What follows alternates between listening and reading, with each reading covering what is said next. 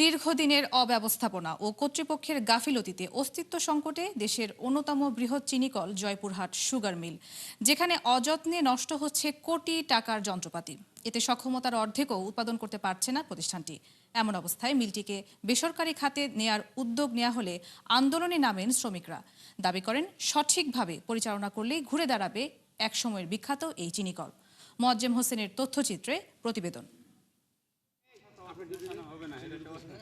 1962 সালে প্রায় 100 একর জায়গায় গড়ে ওঠা দেশের অন্যতম বৃহৎ চিনিকল জয়পুরহাট সুগার মিল। উত্তরাঞ্চলের অর্থনীতিতে চাঞ্চল্য সৃষ্টি করা একসময়ের এই মিলটি এখন হয়ে উঠেছে গলার কাঁটা। দীর্ঘদিনের অব্যবস্থাপনা, কর্তৃপক্ষের গাফিলতি এবং পরিকল্পনার অভাবে প্রতি বছরই বাড়ছে লোকসান, ভারী হচ্ছে ঋণের বোঝা।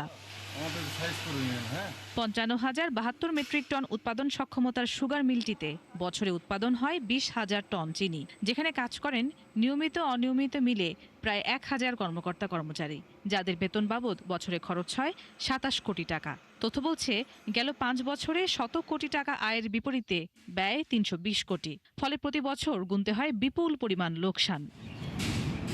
এছাড়াও নানামুখী সংকটে ধুঁকতে থাকা মিলটিতে নষ্ট হচ্ছে কোটি কোটি টাকার মূল্যবান যন্ত্রপাতি।